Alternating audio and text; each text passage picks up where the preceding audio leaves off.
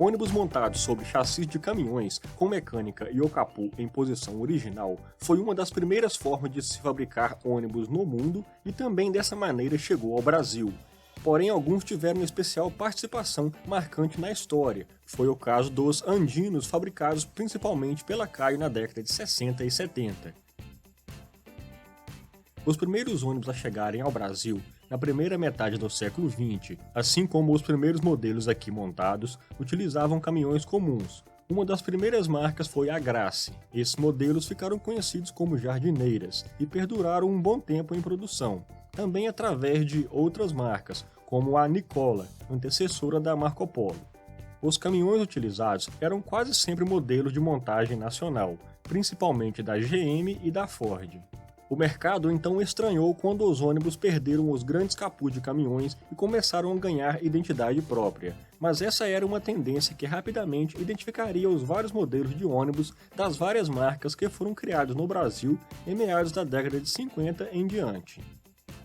Uma das principais empresas da época era a Caio, que fundada em 1945 trabalhava intensamente na fabricação de vários modelos de ônibus urbanos e rodoviários, quase todos com design próprio, abandonando características de caminhões.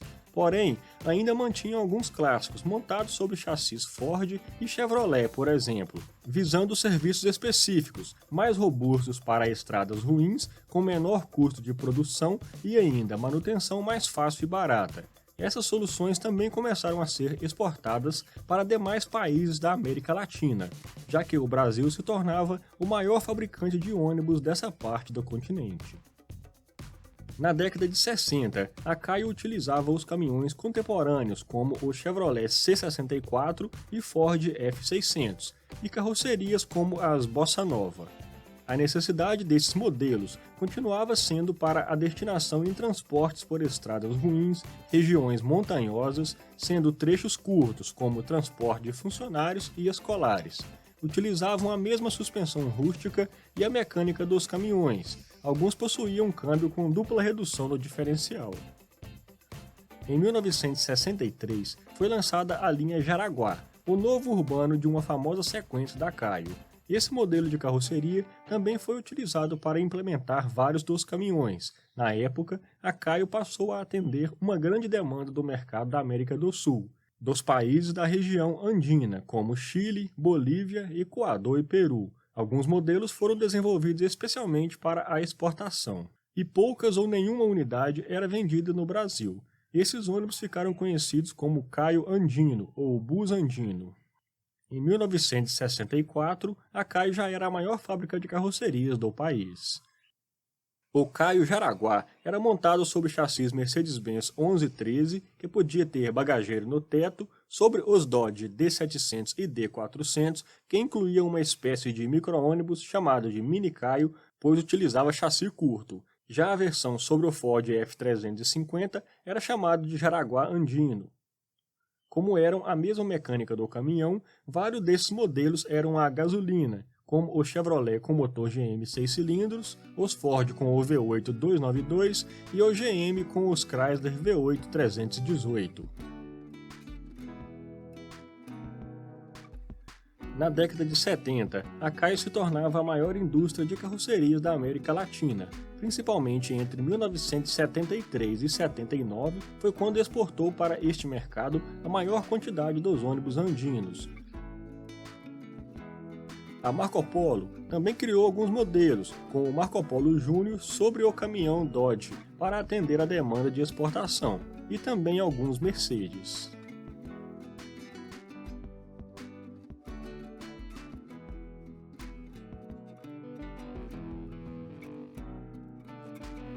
Outro modelo famoso da Caio, feito com chassi de frente de caminhão, foi o Carolina, sobre o Mercedes L608D, lançado em 72. Porém, o caminhão já utilizava um design bem mais curto de cabine e teve grande aceitação no mercado interno.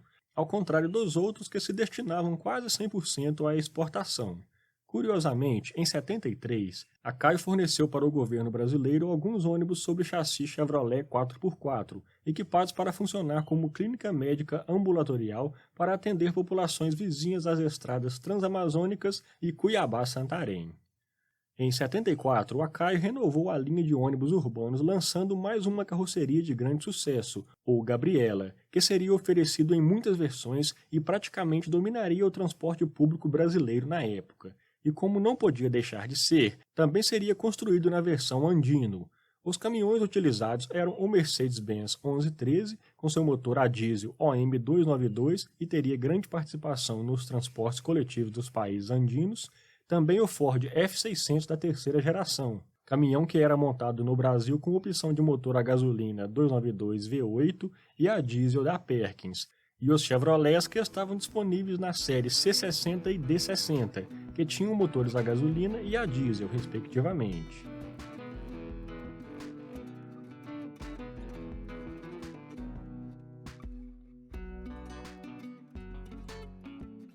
Os ônibus andinos geralmente tinham entre-eixo curto, cerca de 4,5 metros, porém podia ter várias configurações internas, ultrapassando os 40 passageiros. Com a chegada da década de 80, a produção desses modelos de ônibus caiu praticamente a zero devido à grande redução da demanda de exportação, que passava a adquirir outros modelos mais modernos, embora os velhos tenham continuado trabalhando até os dias atuais em vários países.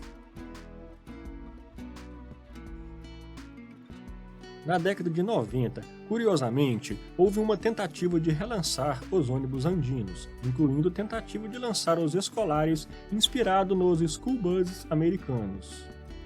Os caminhões Ford, Chevrolet, Dodge e os antigos Mercedes que eram utilizados anteriormente já não existiam mais. A Caio então utilizava os caminhões da época oferecidos pela Mercedes e pela Ford, criando o Caio Taguá e Caio Mobile, respectivamente. O Taguá tinha mecânica e frente do Mercedes-Benz 1214 e o Mobile, que era direcionado para o transporte escolar, tinha como base o Ford F12000. Ambos eram implementados com a carroceria Caio Vitória. Como já havia ocorrido antes, poucas unidades seriam comercializadas no Brasil.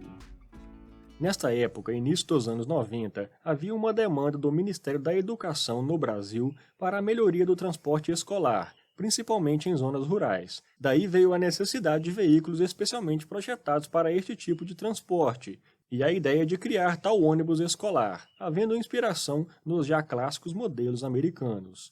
Outra fabricante brasileira de carrocerias e ônibus da época, a Tanco, tentava lançar sua solução para o transporte escolar, em parceria com a Ford, que fornecia o chassis B12000.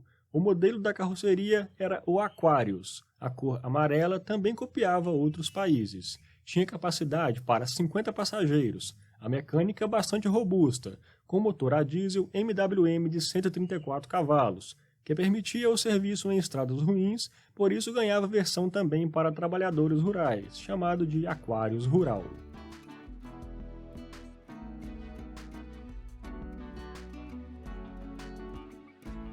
Todos esses modelos, porém, não teriam muito sucesso, saindo totalmente de linha em poucos anos, inclusive para exportação. O transporte escolar e público em geral dava preferência para modelos mais modernos e econômicos, como micro-ônibus e vans que invadiam o mercado. E desde então, todo modelo que ainda é visto circulando chama a atenção pelas ruas, e nenhum modelo novo neste estilo seria criado novamente.